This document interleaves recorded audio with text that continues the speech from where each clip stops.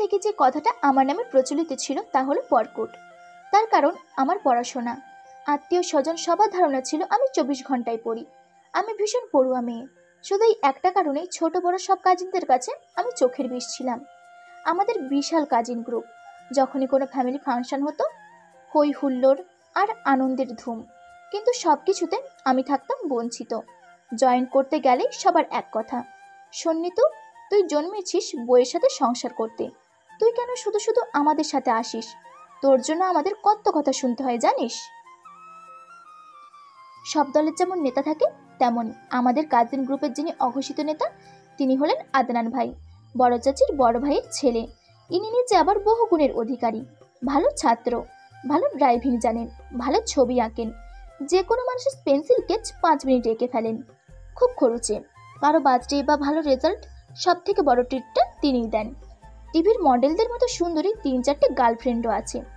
এদের নিয়ে বিভিন্ন আহ্লাদী ফটো আছে, ছি। এবং তার বিভিন্ন দেশের পাঞ্জাবির উপর একটা ভালো কানেকশন রয়েছে। এই এতগুলো কারণ যার কাছে আছে তার প্রতি সবাই মুগ্ধ থাকবে, এটাই স্বাভাবিক। কিন্তু আমি মুগ্ধ ছিলাম না। আমার ক্ষীণ ধারণা তিনিও আমাকে নিতে পারতেন না, কারণ সব ইন্টারেস্টিং বিষয়ে আমাকে বাদ দেবার কারণগুলো তিনি এত অপূর্বভাবে ব্যাখ্যা করতেন যে বাকি সবাই কনভিন্সড আর আমার দীর্ঘশ্বাস পড়তো। কিন্তু কোথাও বোধহয় কিছু একটা ছিল যার কারণে আমি তার কোনো কথা ফেলতে পারতাম না। যেমন দেখা গেল আদনান ভাই হুট করে এসে যদি বলতেন, পরকুট, এক্ষুনি একবার গিয়ে গোসল করে আয় তো, তোর গা থেকে কেমন জানি পড়া পড়া গন্ধ আসছে। আদনান ভাই হয়তো জানেও না আমি ঠিক তক্ষুনি ভালো করে একটা গোসল দিয়ে এলাম। হালকা গোলাপি হাফ সিল্কের জামা, সাথে হলুদ সুতো ফুলের নকশা করা ওড়না পরে, পারফিউমে গা ডুবিয়ে শ্যাম্পু করা চুলগুলো খুলে দিয়ে আদনান ভাইয়ের ধারে কাছে বসলাম।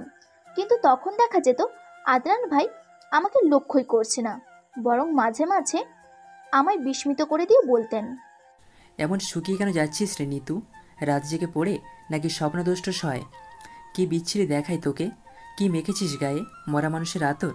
যা দূরে গিয়ে বস। এই এত শক্ত কথা বলা মানুষটার ওপর আমার তখন রাগ হতো না, বরং আমার লজ্জা দ্বিগুণ হয়ে যেত। আমি মাঝরাতে ঘুম থেকে উঠে আয়নার সামনে তাকাতাম। আসলে কি আমি বিচ্ছিরি দেখতে? কই না তো। এই যে আমার ডান চোখের ঠিক নিচের গালের মাঝামাঝি যে তিলটা, সেটা তো ভীষণ প্রিটি। আদনান ভাই কি সেটা দেখে না? আমি পড়াশোনা বেশি সময় নিয়ে কেন করি তারও একটা সর্বোচ্চ গ্রহণযোগ্য ব্যাখ্যা আদনান ভাইয়া সবার কাছে দাঁড় করিয়ে দিয়েছেন। তা হলো নিতুর ব্রেন ভালো না, তাই এত ঘটর ঘটর করে পড়তে হয়। কারণ তিনি নিজেও বুয়েট পড়েছেন, কই তাকে তো এত পড়তে হয় না। পড়াশোনার এই গুণটার জন্য আমি আবার বড়দের কাছে খুব সমাদৃত ছিলাম। দেখা যেত গুরুগম্ভীর কোনো আলোচনায় আমাকে অ্যালাউ করা হতো। আমি যদি সেই আলোচনার মাঝে বসে থাকতাম, কেউ কিছু বলতো না। পরবর্তীতে আমার জীবনে এই সুবিধাটা সব থেকে বেশি কাজে লেগেছিল। জীবনের সব থেকে কঠিনতম ঘটনা সহজভাবে ঘটেছিল শুধু আমার এই পড়াশোনার জন্য। সে ব্যাখ্যা পরে বলছি। যাই হোক, আমার এসএসসির পর মেজো খালার বিয়ে। সেই বিয়েতে সবাই ঠিক করলো হিমছড়ি যাবে, কিন্তু আমি নাকি বাদ। কথা উঠল, হিমছড়ি গিয়ে বই পড়তে পড়তে তুই সমুদ্রে ডুবে যাবি নিতু। আমি জোর গলায় বললাম, এখন অফ আমার, আর পড়বো না। আদনান ভাই শক্ত গলায় বললেন, তুই আগে যা পড়াশোনা করেছিস তার শাস্তি ভোগ করে নে আগে। তুই ক্যান্সেল। আমার আর যা হলো না। এই এত মজার ট্যুরে যেতে না পারার দুঃখে দুপুরে ভোদা মুখ করে বসে আছি। আদনান ভাই এসে হঠাৎ দরাম করে আমার বিছানার উপর শুয়ে পড়লেন। কি ব্যাপার, আপনি জাননি? যাইনি যে, দেখছিসই তো। সকালে ওয়ার্নিকে এয়ারপোর্টে ছাড়তে হলো, তাই বুঝেছি তো 3 বছরের গার্লফ্রেন্ড, আমার একটা দায়িত্ব আছে না? আদনান ভাই ওনার গার্লফ্রেন্ডের জন্য হিমছড়ি যেতে পারেননি, এটা শুনে আমার রাগ হলো না, বরং আনন্দ হলো, ভীষণ আনন্দ। কারণ হিমছড়ি ট্যুর তো ওনার মিস হলো, হোক না আলাদা কারণ, তবুও তো ওনার সাথে একটা স্যাডনেস মিলল। তার কিছুদিন পরেই একটা বিশ্রী ঘটনা ঘটলো। ছোট কাকার গায়ে হলুদের রাতে, গায়ে হলুদ শেষ, আমি রুমে এসে শাড়ি খুলে পরতে বসেছি। পরনে ব্লাউজ পেটিকোট ছিলই, ভাবলাম পরে চেঞ্জ করে নিব। পরতে বসেছি, অমনি আদনান ভাই হুড়মুড় করে ঘরে এসে বললেন, পরকুট, তোর ঘরে স্কচ টেপ আছে? তারপরই মাথায় হাত দিয়ে প্রায় চিৎকার করে বললেন, ও মাই গড নিতু, কি সর্বনাশ! তুই তো দেখি উলঙ্গ দেবী হয়ে পড়তে বসেছিস। আমি সাথে সাথে মুখে বই চাপা দিয়ে দাঁড়িয়ে পড়লাম। ইস, এবার তো তোর পেটের মাঝখানে গর্ত হওয়া নাভিটা। তিনি বিছানায় রাখা শাড়িটা আমার মুখের ওপর ছুঁড়ে দিয়ে সাথে সাথে বেরিয়ে গেলেন। আর সেই কথাটা ছড়িয়ে পড়লো এভাবে যে নিতু ন্যাংটা হয়ে পড়ছে। আদনান ভাইয়ের কথাটা সবাই বিশ্বাস করে ফেললো। আমি লজ্জায় বরযাত্রী পর্যন্ত গেলাম না। পুরো বিয়ে মাটি। কলেজে পড়া মেয়ের প্রেস্টিজ সেন্স বলে কথা। তারপর থেকে কাজিনদের কেউ ফোন করলে বলতো, কিরে নিতু, এখন কি তুই বস্ত্রহীনা নাকি বস্ত্রবৃতা? কলেজে ঠিকঠাক বস্ত্রগত হয়ে যাস তো? আমার হয়তো রাগ করার কোনো ক্ষমতাই ছিল না এই ব্যাপারটা নিয়ে। তাই আমি আদনান ভাইয়ের ওপর রাগ করিনি, কিছু বলিনি। কিন্তু এরপর থেকে যে সমস্যাটা হলো, তাকে দেখলে আমার লজ্জায় মরে যেতে ইচ্ছে করতো। কথা আটকে আসতো, কাছে বসতাম না, ভালো করে দেখা হতো না, কথা হতো না। এমনকি পরিবারে যেই ফাংশনগুলোতে আদনান ভাই থাকতেন সেগুলো অ্যাভয়েড করতে লাগলাম। এবং মোস্ট ইম্পর্টেন্ট থিং, যদিও বা কখনো আদনান ভাই কোনো কারণে আমাদের বাড়ি আসতেন, আমি সেই পুরো সময়টা দরজা বন্ধ করে নিজের রুমে কাটাতাম। যাই হোক, আমার ইউনিভার্সিটি ভর্তি হওয়ার প্রথম ট্রিটটা এলো। আদনান ভাই দিলেন, সবাই মিলে বিছানাকান্দি যাব, সেখানে গিয়ে খাওয়া দাওয়া করব। আমার চূড়ান্ত অনিচ্ছা সত্ত্বেও সবার চাপাচাপিতে ট্রিটটা নিলাম। তবে একটা অদ্ভুত কাণ্ড করলাম, তা হলো পোশাক হিসেবে আমি সবকটা শাড়ি নিলাম। এই শাড়ি খোলা নিয়েই তো তিনি কথা বানিয়েছিলেন, তাহলে শাড়ি পরা যাক। বিছানাকান্দিতে ঘুরতে গিয়ে আমার মোবাইল ফোনটা পানিতে পড়ে গেল। এই নিয়ে আমি কোনো কথা বললাম না, কেউ জানলেও না কিছু। পুরো ট্রিপটাতে আদনান ভাই ভীষণ মজা করলেন। সবাই মিলে রাতে বারবিকিউ পার্টি হলো, গান বাজনা হলো, তাঁবুতে থাকা হলো। কিন্তু আমি বই নিয়ে তাতে মুখ বুজে সময় পার করলাম। একবেলার খাবারও ঠিকমতো খেতে পারলাম না। খেতে বসলে খাবার দলা পাকিয়ে গলায় আটকে আসতো। এই সময়টাতে আমি আদনান ভাইয়ের সাথে একটা কথাও আলাদা করে বলিনি। ফেরার পথে উনি আমার পাশের সিটে বসলেন, গান বাজনা করছিলেন পুরো দমে। আমি পুরো পথটা জানালা দিয়ে বাইরে তাকিয়ে কাটালাম। এবার শুধু আদনান ভাইয়া ভীষণ আস্তে গলায় বললেন, ইউএসএতে কয়েকটা ইউনিভার্সিটিতে অ্যাপ্লাই করেছিলাম, পজিটিভ রেসপন্ড করছে ওরা। কোনো একটাতে হয়ে যাবে বোধ হয়, চলে যাব আমি। একটা গেট টুগেদারের জন্যই এই ট্রিপ। তোর উপর এত প্রেসার হয়ে যাবে বুঝিনি। আমি নিশ্চুপ, শুধু শুনলাম। এটাই আমাকে বলার ছিল। কিন্তু ওখান থেকে ফিরে সপ্তাহখানেক পরেই আদনান ভাই হুট করে একদিন আমার ইউনিভার্সিটিতে এসে হাজির। বিভ্রান্ত চেহারা, দাড়ি খুব গজিয়ে একাকার, হাতে সিগারেট। বললেন, কোনো দিকে তাকাবি না, সোজা গাড়িতে ওঠে নিতু, তোকে 5 মিনিটের জন্য দরকার, প্লিজ। জ্বলন্ত সিগারেট হাতে হাত জড়ো করার ভঙ্গি করলেন। আমি ইতস্তত করে গাড়িতে বসলাম। কই যাচ্ছি কিছুই জিজ্ঞেস করলাম না। আমায় নিয়ে একটা শুনশান রোডে নিয়ে এসে গাড়িটা থামালেন। আমার গলা শুকিয়ে এলো। আমি ভয়ে ভয়ে জিজ্ঞেস করলাম, কিছু হয়েছে আদনান ভাই? Anything wrong? আপনি এমন ঘামছেন কেন? আদনান ভাই পকেট থেকে টিস্যু বের করে কপাল মুছলেন। তোতলাতে তোতলাতে বললেন, তোকে আমি বিয়ে করবো নিতু, আজই করব, সব ব্যবস্থা করা আছে। আমি স্তব্ধ হয়ে তাকিয়ে আছি। আমি একটা বিপদে পড়ে গেছি নিতু, একটা মেয়ে আমায় ফাঁসিয়ে দিতে চাইছে, এজন্যই বিয়ে। এখন বিয়ে করে নিলেই পেছনে ছাড়বে, পরে সময় করে তোকে আমি ডিভোর্স করে দেব। A short time secret marriage. কাগজে সাইন করে হাসি মুখে দুটো মিষ্টি খেয়ে কাজ অফিস থেকে বের হয়ে যাবি, ব্যাস কাজ শেষ। আমাকে উদ্ধার কর নিতু। আমি বিড়বিড় করে বললাম, পানি খাবো আদনান ভাই, ভীষণ তৃষ্ণা পাচ্ছে। আদনান ভাই পানি দিলেন না, আমার দুই হাত চেপে ধরলেন, কাতর কণ্ঠে বললেন, আমি জানি নিতু, তুই অন্য মেয়েদের মতো অত ঢঙ্গি না, ন্যাকা না। তুই অনেক সাহসী, অনেক নির্লিপ্ত। এইসব বিয়ে ফিয়ে ন্যাকা ন্যাকা বিষয় নিয়ে তোর কোনো মাথা ব্যথা নেই, আমি জানি। এই জন্যই তো তোর কাছে হেল্পটা চাইতে এসেছি। আমি জানি তুই পারবি। যদি বাড়িতে কেউ জেনে যায় মেরে ফেলবে আমায়, আমি পারবো না। কেউ জানবে না নিতু, আমি গ্যারেন্টি। আর না জানার জন্যই তো তোর কাছে আসা। বরং কেউ জানলে তোর থেকে আমার সমস্যা বেশি। আমি কিন্তু চাইলে আমার অনেক ফ্রেন্ডকে বলতে পারতাম, কিন্তু মেয়েটা ঠিক সব তথ্য বের করে ফেলবে। তোকে তো চেনে না, সো নো প্রবলেম। ডিভোর্স কখন দিবেন? তুই যখনই বলবি। তবে সপ্তাহখানেক সময় তো লাগবেই। মেয়েটা তো বিলিভ করাতে হবে নাকি? আমার বুক ধরপড় যেন কোটি গুণ বেড়ে গেল। আমার সাথেই কেন আদনান ভাই এমন করতে আসে? কই, আমি তো ওনার কোনো সাথে পাচে যাই না। আমি 5 মিনিট ভেবে নেই। আদনান ভাই ঘড়ি দেখলেন, গাড়ির গেট খুলে রাস্তার একপাশে গিয়ে দাঁড়ালেন। আমি ভালো করে তাকালাম। তিনি মেরুন তসরের সোনালি সুতোর কাজ করা একটা পাঞ্জাবি পরে আছেন। পুরো পাঞ্জাবির পিঠ ঘেমে একাকার, ঘাড় বেয়ে চুঁয়ে ঘাম পড়ছে। তিনি পকেট থেকে সিগারেট বের করে ধরালেন, ডান হাত দিয়ে এলোপাথারি মাথার চুলগুলোকে টানছেন, ডান পা দিয়ে ঘাসে এক মনে ফাঁকা লাথি মারছেন। আমি দ্রুত চিন্তা করলাম, তার মানে আদনান ভাই সত্যি বলছেন, আসলেই সাহায্য দরকার। আমি রাজি হয়ে গেলাম। আদনান ভাই বললেন, এরকম জিন্স পরে কি বিয়ে করবি নিতু? শাড়ি কিনে ফেলি বরং একটা, পার্লার থেকে একটু সেজে গুজে ফেলবি। দেখ, পুরো ব্যাপারটাতে বিয়ে বিয়ে একটা 4 মাসে দরকার। তিনি মহানন্দে শাড়ি গহনা কিনলেন।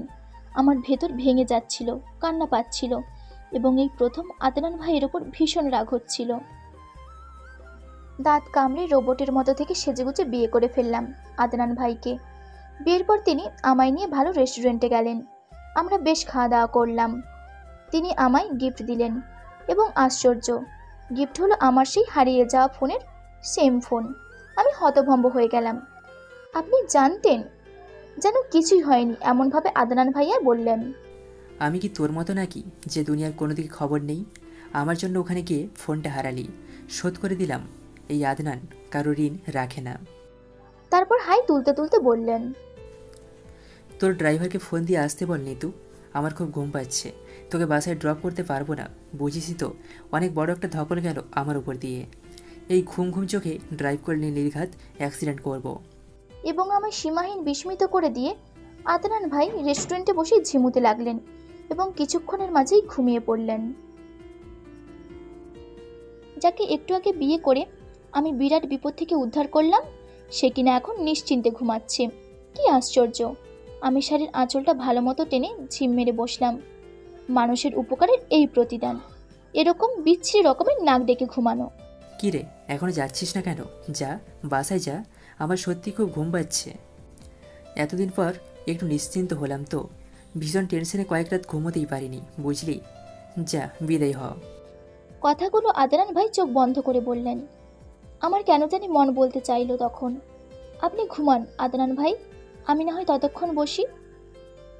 বলা হলো না। এমন দূর দূর করে তাড়িয়ে দেওয়ার কি হলো? আমি অন্যরকম খারাপ লাগা নিয়ে বাসায় এলাম। রাতে খেতে বসার সময় হঠাৎ মা বললেন, তুই কি আজ কোথাও গিয়েছিলি নাকি নিতু? আদনান ফোন করলো বিকেলে, জিজ্ঞেস করলো তুই বাসায় ফিরেছিস কখন। সন্ধ্যায় এসে ঘন্টাখানেক বসে থেকে গেল। আমায় ডাকনি কেন? ঘুমিয়েছিলি তুই। তাছাড়া তুই তো রাত 9টার আগে কখনোই নিচে নামিস না, তাই। আমি অস্পষ্ট স্বরে কোনো রকমে তোতলাতে তোতলাতে বললাম, কিছু দরকার আছে বলেছে। টাকা নাকি ধার নিয়েছিস তুই, ওটার জন্যই। রাতে আসবে আবার। আমার গলায় ভাত আটকে গিয়ে বিষম খেলাম। এক মুহূর্তের জন্য আমি সব ভুলে গেলাম। আমার নাম যেন কি? ও মাই গড, নামটাও মনে এলো না। আমি ভাতে পানি ঢেলে উঠে দাঁড়ালাম। মা কড়া চোখে আমার দিকে তাকিয়ে বললেন, নিতু, নেক্সট টাইম টাকা দরকার পাড়া বেরিয়ে ধার চাইবি না please. It hurts me. Adnan এলে টাকা শোধ দিবি এবং সরি চাইবি। সেই রাত সারা রাত আমি অপেক্ষা করলাম। অন্যরকম টেনশন কাজ করছিল। কেন আসবে আদনান ভাই? কিসের দরকারে? উফ, আসতে কি মানা করব? সারা রাত কাটলো আমার ছটফট করেই। নাই যদি আসবে, বলার কি দরকার ছিল? পরদিন ইউনিভার্সিটিতে গিয়ে আমি আদনান ভাইকে ফোন করলাম। আপনি আসেননি কেন কাল রাতে? আসার কথা ছিল নাকি? মাকে নাকি বলেছিলেন? ফোনও তো অফ ছিল আপনার। বলতে বলতে গলা ধরে এলো আমার। আমি একটু চুপ করে নিয়ে সেটা সামলালাম। দেখ, তুই কিন্তু বেশি রিয়াক্ট করছিস নিতু। আমি হয়তো আসবো বলেছিলাম, পরে ভুলে গেছি। আর তোদের বাসায় আগেও তো আমি অসংখ্যবার গিয়েছি, এবং বেশিরভাগ সময় তো তোর সাথে আমার দেখা হয়নি। তো এখন আবার নতুন কি হলো? আমি চুপ করে থাকলাম। আসলেই তো এখন নতুন কি হলো? এরকম ন্যাকা কোনো আচরণ করবি না, তোকে মানায় না। আমি ফোন রেখে দিলাম। তারপরের মাসগুলো আমার জন্য কেমন ছিল তা আমি নিজেই এখনো জানি না। আদনান ভাই ভীষণ স্বাভাবিক এবং আগের মতোই। আমি যে তাকে বিয়ে করেছি এই ব্যাপারটা তিনি একদম ভুলে গেলেন। আমার খটকাটা বাড়তে থাকলো। ডিভোর্স কি চাইবো? এবার নিজে থেকেই আমি ওনার সাথে দেখা করতে গেলাম। তিনি ধমকের সুরে বললেন, কিছু দরকার? কেন এসেছিস? কিছু খাবি? এদিকে নাকি একটা ভুতুড়ে রেস্টুরেন্ট হয়েছে, চল দেখে আসি। আমি কিছুই বললাম না। ভুতুড়ের রেস্টুরেন্টে অন্ধকারে আমি 2 ঘন্টা চুপচাপ মাথা নিচু করে আদনান ভাইয়ার সামনে বসে রইলাম। আদনান ভাই এক পর্যায়ে জোর করে টেনে তুলে বললেন, বাড়ি জানি তু, আমার মনে হয় তোর মাথা খারাপ হয়ে গেছে। পড়াশোনা ফেলে এমন বসে থাকার তো তুই নয়।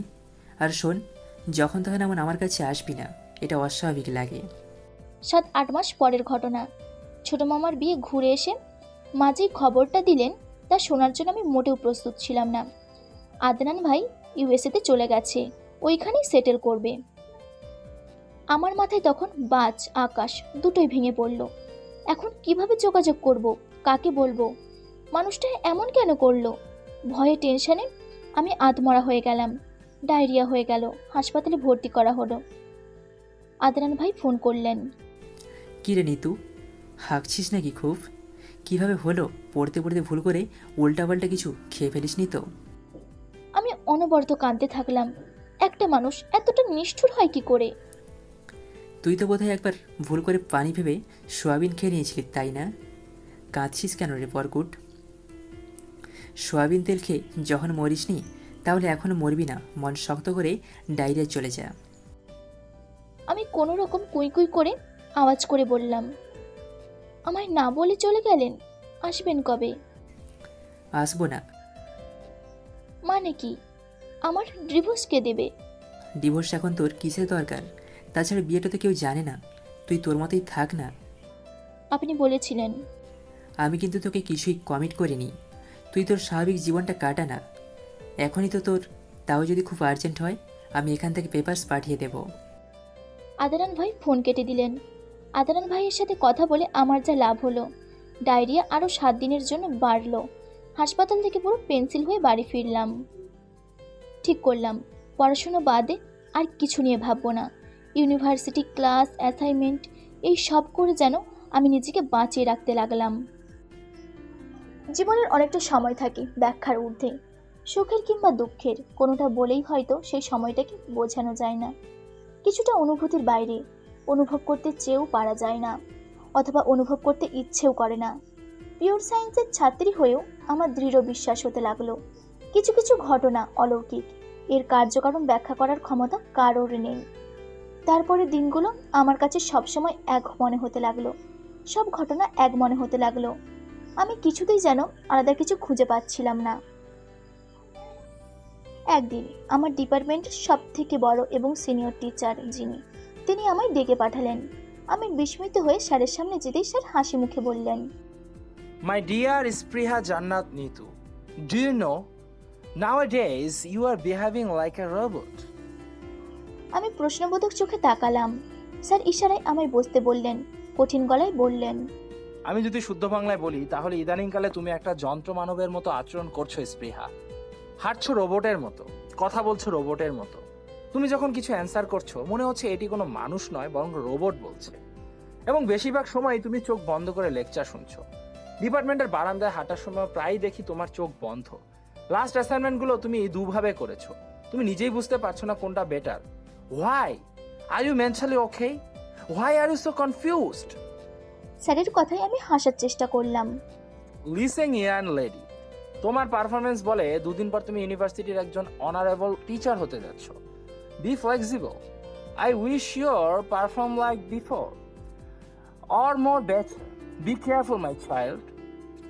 আমি স্যারের রুম থেকে বের হওয়ার সময় দরজা অবধি যাওয়া পর্যন্ত স্যার পিছু ডাকলেন, নরম স্বরে বললেন, truly speaking Spriha, for our department you are a gift. আমার শিক্ষকতা জীবনে আমি তোমার মতো স্টুডেন্ট দেখিনি। ডিপার্টমেন্টের সব ধরনের রেকর্ড তুমি ছাড়িয়ে যাচ্ছ। তার মানে এই নয় যে তুমি ব্যক্তিগত সুখ দুঃখকে অতিক্রম করবে। আমরা তোমাকে রিসার্চ করা কোনো বুক নয়, একজন জ্ঞানী ও গুণী মানুষ হিসেবে দেখতে চাই। Every time we will expect that you will be nice always. আমার চোখ ছলছল করে এলো। স্যার উঠে এসে আমার পাশে দাঁড়ালেন, আমার মাথায় হাত রেখে বললেন, কেউ কি তোমায় কষ্ট দিচ্ছে মা? আমি ফিসফিস করে বললাম, কোনো একটা অনুভূতি আমার বাকি সব অনুভূতিগুলোকে অকেজো করে দিয়েছে স্যার। সেই অনুভূতিটা কি আমি সেটা বুঝতে পারছি না। অনুভূতিটার উৎসের নাম তো তুমি জানো, আমি হ্যাঁ সূচক মাথা নাড়ালাম। তাহলে সেটাকে একটু ঘেটে দেখো। আই থিঙ্ক তোমার স্টাডি থেকে একটা ব্রেক দরকার। আমি মাথা নাড়ালাম। প্রচণ্ড বিশ্বাস এসে গেল স্যারের প্রতি। সমস্ত সাহস এক করে নিয়ে বললাম, তিনি আমার একজন সিনিয়র কাজিন, বাইরে চলে গেছে। আমি কি করব কিছুই বুঝতে পারছি না। 1 বছর ধরে আমরা ডিসকানেক্ট। স্যার হাসলেন, আমার মাথায় আবারও হাত রেখে বললেন, পুরো জগৎ তোমার মনের সাথে অপেক্ষা করছে, কথা বলো মানুষটার সাথে। আদনান ভাইকে সেদিন ফোন করি আমি, আপনার সাথে আমার ভীষণ দরকারি কথা আছে, দেশে আসুন আদনান ভাই। আদনান ভাই হেসে বললেন, একবারে আসতে গেলে অনেক খরচ, তুই যদি টাকা দিস তো আসবো। আমি টাকা দেব। 100 বার তুই দিবি, তোর দরকারে তো আসছি, যার দরকার খরচও তার। আপনার কোনো দরকার নেই। না, বরং আসলে আমার ক্ষতি, আগে টাকা পাঠা তারপর আসবো। আমি ফোন রেখে দিলাম। তার প্রায় 2 সপ্তাহ পর আদনান ভাই দেশে এসে হাজির। এয়ারপোর্ট থেকে আমায় ফোন করে বললেন, বাড়িতে কাউকে বলিনি, 2 দিনের জন্য এসেছি, কি দরকার তাড়াতাড়ি বলতে আয়। খবরদার হাসবি না, থাপ্পড় দিয়ে দাঁত ফেলে দেব। নিজেকে অন্যরকম লুকে এনেছি, কেমন লাগছে বলতো? আপনাকে কার্টুনের মতো লাগছে, তবে ভীষণ নিরীহ চেহারা দেখাচ্ছে। কদিন থাকবেন? থাকবো না, কালই ফিরবো। 2জন বন্ধুর সাথে এসেছে, অরিজিনাল সাদা, এরা ঝামেলাবাজ। এদের নিয়ে বেশি দিন থাকতে গেলেই দুনিয়ার খরচ, 2 দিনেই হোটেল ভাড়া লাখখানেক। তাছাড়া হাইজিন করে করে এরা যন্ত্রণা দিচ্ছে। তুই জরুরি কথা বলে এক্ষুনি বিদায় হ। আপনি আমার দরকারে এসেছেন, ইংরেজ বন্ধু বান্ধব সাথে কেন? তুই কি ভিআইপি যে তোর কাছে একা আসতে হবে? আমার বন্ধু, আমার ইচ্ছা। বাই দ্য ওয়ে, তুই এমন সেজে গুজে এসেছিস কেন? ছি, যাত্রার সঙ্গের মতো লাগছে। আমি লম্বা দীর্ঘশ্বাস ফেললাম, মনে মনে বললাম, আমি আপনার জন্য শুধু ভিআইপি না আদনান ভাই, আমি আপনার মহারানী। আমায় কুর্নিশ করে চলতে হবে আপনার। এতদিন আমি যেটা বুঝিনি বা আপনি যেটা বুঝতে দেননি তা আজ স্পষ্ট। শুধু আগে সেটা বুঝতে দিলে আমাদের দুজনের সময়টা ভালো যেত। আমি চাই চুমুক দিতে দিতে বললাম, আদনান ভাই, ভালোবাসার মতো একটা সুন্দর কারণ থাকতে আমায় বিয়ে করতে মিথ্যে বলার দরকার কি ছিল? আপনি গুছিয়ে বলতে পারতেন, শুধু শুধু মিথ্যে গল্পটা ফাঁদলেন। আদনান ভাই থতমত খেয়ে গেলেন, হাত কেঁপে উঠল, চাপ ফসকে পড়ে গেল। তিনি উঠে গিয়ে টিস্যু পেপার নিয়ে প্যান্ট মুছতে লাগলেন। স্পষ্ট আমার দৃষ্টি লুকোনোর চেষ্টা করছে। খুব কৌশলে নিজেকে সামলে নিয়ে বললেন, উফস, তুই খুব অল্প সময়ে একটু বেশি ম্যাচিওর হয়ে যাস নি? তো নিজের বুদ্ধি ফুদ্ধিতে এসব বের করেছিস? কিসব বাজে বাজে ব্যাখ্যা দাঁড় করাচ্ছিস? আমি শক্ত গলায় বললাম, এই ব্যাখ্যা আমি দাঁড় করাইনি, আমার স্যার বলেছেন। তিনি আরো বলেছেন আপনাকে যাতে এই অপরাধের কঠিন শাস্তি দেই। কঠিন শাস্তি আমি অনেক কষ্টে ভেবে বের করেছি। তাহলে আপনাকে আমি একটা ছোট্ট বক্সে করে বন্দি করে আমার ব্যাগে রেখে দিব। আচ্ছা, মানুষ ছোট করার ইনজেকশন কোথায় পাওয়া যায় বলুন তো? আদনান ভাই আমার দিকে রাগি চোখে তাকিয়ে বললেন, এত বেড়েছে সাহস তোর? বসে বসে আমায় তোর স্যারের রাজকবি ব্যাখ্যা শোনাস? দেখি তোর স্যারের ঠিকানা দে, আমি নিজে গিয়ে একবার ওনার ব্যাখ্যা শুনবো। আমি আদনান ভাইকে শতগুণ বিস্মিত করতে ফোন করে স্যারের সাথে আলাপ করিয়ে দিলাম। ফোন রেখে আদনান ভাইয়া বললেন, তুই বাসায় ফিরে জানি, তুই বিদায় হ। তোকে একদম সহ্য হচ্ছে না কেন জানি। এই প্রথম আমার ভিতরে অলৌকিক শক্তি চলে এলো। আমি প্রচণ্ড গলা শক্ত করে বললাম, আমি বাসায় যাব না, আজ আমি আপনার কাছে থাকব। আপনি আজ শুধুই আমার কথা শুনবেন, শুনতেই হবে। আমায় আজ থাকতে না দিলে আমি মরে যাব, এক্ষুনি মরে যাব। বলেই আমি উঠে গিয়ে হোটেল রুমের বিশাল জানালার ভারী পর্দাটা টেনে দিলাম। আদনান ভাই বিস্মিত দৃষ্টিতে তাকিয়ে। আমি তার চোখে ভীষণ ভয় দেখলাম, শিশুর মতো চেহারা করে কাতর নয়নে তাকিয়ে। আমি অনেকদিন ধরে নিশ্চিন্তে ঘুমোতে পারি না। আমি খুব ক্লান্ত আদনান ভাই, বড্ড ক্লান্ত। আদনান ভাই অসহায় গলায় বললেন, এমন করলে আমি ফিরে যেতে পারবো না নিতু, আমার পড়াশোনা। তুই এত কেন পাগলামি করছিস? জলে ভেসে যাক সব আজকে, আদনান ভাই বিড়বিড় করে বললেন। ফিরে যাওয়া অসম্ভব হবে, অসম্ভব। আমি কিছু জানি না, এবং আমায় অবাক করে দিয়ে তিনি কেঁদে ফেললেন। আমি জানি এ আনন্দের কান্না, অপেক্ষার কান্না, যে কান্নাগুলো আমি রাতের পর রাত কেঁদেছি। এই প্রথম আমার কাছে আদনান ভাইকে ভীষণ সুন্দর লাগলো। আমি ফিসফিস করে তার কানে কানে বললাম, from now everything we happen heavenly. Everything will, everything. তিনি ঘামতে ঘামতে বললেন। বাতিটা নিভাই নিতু, আমার খুব লজ্জা করছে, খুব। আমি চোখ রাঙিয়ে বললাম, খবরদার না, আমি দেখব আপনাকে। বেচারা অসহায় গলায় বিড়বিড় করতে লাগলেন। তুই পাগল হয়ে গেছিস, পাগল হয়ে গেছিস। আদনান ভাই চলে গেলেন পরদিন রাতে। যাবার সময় উল্টো হলো। আদনান ভাই হাউমাউ করে কাঁদতে কাঁদতে গেলেন। আমি তাকে সিয়প করলাম হাসি মুখে। কাঁদতে কাঁদতে বললেন, এই অপেক্ষায় তো এতদিন বেঁচেছি, এখন কিভাবে থাকবো? তুই ফোন করবি কিন্তু। আমার জীবনে সুখ, আমার জীবনের সব থেকে দামি সময় শুরু হলো তারপর থেকে। স্বপ্নময় মুহূর্ত, সব কিছুতে এক অপার্থিব আনন্দ। এই আনন্দের উৎস নিশ্চয়ই এই পৃথিবীতে নয়, দূরের কোথাও, পৃথিবীর বাইরে, সৃষ্টিকর্তার নিজের রাজ্যে। আমার জীবনের সবটুকু ঢেলে দিয়ে সেই সময়টা আমি উপভোগ করতে লাগলাম। আদনান ভাইকে সপ্তাহে 2 বার করে আমি ফোন করতাম। রুটিনটা উনিই বেঁধে দেন। আর ফোন করলেই কড়া গলায় কথা। আমি অবাক হয়ে ভাবতাম, এত ভালোবাসে আমায় মানুষটা, তাও যেন নরম হবে না এতটুকু, সবসময় হুমকি ধমকি। এর প্রায় মাসখানেক পরের কথা। একদিন রাতে প্রায় 2টোর দিকে মা হঠাৎ এসে আমায় ডেকে তুললেন। বললেন, নিতু, আজ রাতে আমি তোর সাথে শুই। আমি কড়া গলায় বললাম, প্লিজ মা যাও তো, কাঁচা ঘুম কেন যে ভাঙালে। মা চলে গেলেন। মাঝখান থেকে ঘুম ভাঙার কারণে আমার আর সেই রাতে আর ঘুম হলো না। বারান্দায় হাঁটাহাঁটি করতে লাগলাম। রাত পার করলাম। ঘুম এলো সকালের দিকে। আমি ঘুম থেকে উঠলাম বিকেল 4টের পর।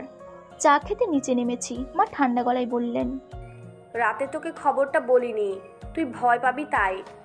আত্মীয় স্বজন কেউ মারা গেলে তোর তো আবার ভয়ে টয়লেট বন্ধ হয়ে যায়।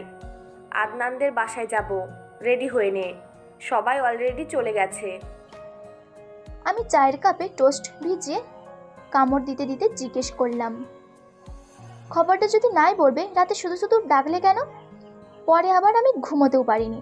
সেই ঘুমই তো সারাদিন ঘুমালাম, সারাদিনের পড়া নষ্ট। মা আহত গলায় বললেন, তোরা সবাই একসাথে কত মজা করেছিস, তাই ভাবলাম খবরটা তোকে জানানো দরকার। ছেলেটা কত রোগে ভেগে মারা গেল, অথচ আমাদের কাউকে বুঝতেই দিল না। সাকসেসফুল কেমো চলছিল। পরশুর আগের দিনও নাকি বাসায় দিব্যি কথা বলেছে। গতকাল রাত 8:30টায় হুট করে নাকি বডি আউট অফ রেসপন্স হয়ে গেল। কার কথা বলছো মা? আরে আদনান, আদনান মারা গেছে। রাত 2টোর ফ্লাইটে বডি আসছে। তাড়াতাড়ি রেডি হ নিতু, নিতু।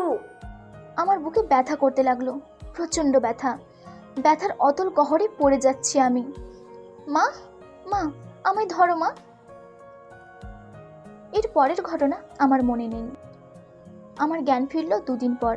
হাসপাতালে চোখ খুলে আমি প্রথম যাকে দেখলাম, তিনি আমার সেই রাগী স্যার। ভীষণ মমতায় আমার মাথায় হাত রাখে বললেন, আমি আছি তো নিতু, তুমি একদম একা নও। আমার মা পাশেই রাগান্বিত চোখে তাকিয়ে কঠিন গলায় বললেন, এইসব বিয়ে ফিয়ে কিচ্ছু আমি মানি না। এই বেবি রাখা যাবে না। যেহেতু ছেলেটা মারা গেছে, এই বিয়ের কোনো অস্তিত্বই নেই। আমার স্যার বিনীত গলায় বললেন, স্পৃহা, জাস্ট একটা ট্রিমেন্ডাস শক থেকে উঠলো, we can discuss it later. তারপর আবার আমার আর কিছু মনে নেই। আদনান ভাই ব্রেন ক্যান্সারে ভুগছিলেন। ইউএসএতে তিনি পড়াশোনার জন্য নয়, চিকিৎসা করতে গিয়েছিলেন। পুরো ঘটনা তিনিও তার পরিবার তার ইচ্ছেতেই গোপন করে রেখেছেন। ইভেন উনি যখন আমায় মিট করতে আসেন, ওনার চিকিৎসার অ্যাপয়েন্টে 2 জন ডক্টর সাথে নিয়ে আসেন, যাদের তিনি বন্ধু বলে পরিচয় দিয়েছিলেন। এইসব ঘটনা একজন সাক্ষী ছিলেন, তিনি হলেন আমার স্যার। পরবর্তীতে তিনিই আমার বিয়ের ডকুমেন্টগুলো নিয়ে 2 পরিবারের সাথে কথা বলেন। তাতে কোনো লাভ হয় না। 2 পরিবারের কেউই আমার গর্ভের আসা সন্তানকে বাঁচিয়ে রাখতে রাজি হয় না। তার পরের একটা ঘটনা আমার জন্য সুখকর নয়। আমার ফ্যামিলি আদনান ভাইয়ের ফ্যামিলির ওপর মামলা করলো। প্রমাণ দিতে দিতে আমি ক্লান্ত হয়ে পড়লাম। আমার সন্তানের বৈধতা আর অবৈধতার বিতর্কে আদনান ভাই চলে যাওয়ার দুঃখ আমি বিধ্বস্ত হয়ে কাঁদবার এতটুকু সুযোগ পাইনি। শেষমেশ আমার কথা না শুনতে পেরে বাড়ি থেকে বের করে দেওয়া হলো। বাবু পেটে। আমি আশ্রয় পেলাম স্যারের কাছে। আদনান ভাইয়ের পরিবারও আমায় একসেপ্ট করলো না। ওই যে বললাম না, আমার জীবনের পড়াশুনোয় আমার জীবনের সবচেয়ে কঠিন সিদ্ধান্ত সহজ করে দিয়েছিল। তাই একমাত্র অবলম্বন করে আমি বাঁচতে শিখলাম। সিঙ্গেল মাদার সমাজে আমি আজ প্রতিষ্ঠিত এবং প্রথম শ্রেণীর সরকারি চাকুরিজীবী। আশেপাশে কোনো কুৎসিত আমি এবং আমার সন্তানকে ছুঁতে পারি না এখন। তবে আদনান ভাই হাসপাতালে চিকিৎসা থাকা অবস্থায় আমার জন্য অসংখ্য চিরকুট লিখে রেখে গেছেন, যা তিনি আমায় ভালোবেসে বিভিন্ন সময় লিখেছেন। হাসপাতাল কর্তৃপক্ষ তাদের কথা রেখেছিল, তারা সযত্নে আমার কাছে পৌঁছে দিয়েছিল। প্রতিটা চিরকুটেই তিনি আমার সাথে করা সব ধরনের আচরণের ব্যাখ্যা করেছেন, এমনকি বিয়েটা কেন এভাবে করেছেন তারও ব্যাখ্যা আছে। সেসব কথা না হয় আরেকদিন লিখব। তবে তার শেষের চিরকুটটা ছিল এমন: নিতু, শাড়ি বললে তোকে খুব বোকা বোকা লাগে, মনে হয় হাবাগোবা বউ। তুই আমার হাবাগোবা বউ? আচ্ছা, আমি কি কখনো সম্পূর্ণ সুস্থ হয়ে আমার হাবাগোবা বউটাকে কোলে করে হাঁটতে পারবো? পরিশিষ্ট আমার মেয়ে রূপা এখন মেডিকেলে পড়ছে। স্যার মারা গেছেন 7 বছর হলো। তারপর থেকে আমরা মা মেয়েতে বেশ আছি, ভালো আছি। আমার মেয়ে ব্যস্ত পড়াশুনো নিয়ে, আমি বেঁচে আছি আদনান ভাই রেখে যাওয়া চিরকুটগুলো নিয়ে। শুধু মাঝে মাঝে মাঝরাতে আমি যখন স্টাডিতে বসে চিরকুটগুলো পড়তে বসি, তখন আমার মেয়ে এসে দরজায় ধরে দাঁড়ায়, বিষণ্ণ চোখে তাকিয়ে কাতর কণ্ঠে জিজ্ঞেস করে, মা বাবা কেন আমার জন্য একটাও চিরকুট রেখে যায়নি? তোমার এতগুলো সুন্দর চিরকুট দিয়ে গেল, আর আমার একটাও না, কেন মা? আমি জবাব দিতে পারি না, নিশ্চুপ তাকিয়ে থাকি। তাকে বলতে পারি না তুমি যে পৃথিবীতে আসবে এই সুন্দর খবরটা আমি তাকে জানাতে পারিনি। জানালে নিশ্চয়ই তোমাকেও কিছু চমৎকার করে লিখে যেত। কি করে জানাবো বলো, কি করে? আমি নিজেই তো জানতাম না তখন। রূপা আমার জবাবের অপেক্ষায় কিছুক্ষণ দাঁড়িয়ে থেকে চলে যায়। আমি আবার দ্রুত চিরকুট খুলে বসি। আমি মিসেস স্পৃহা জান্নাত নিতু, আমার স্বামী মিস্টার আদনান হাবিব, আর এই আমাদের গল্প।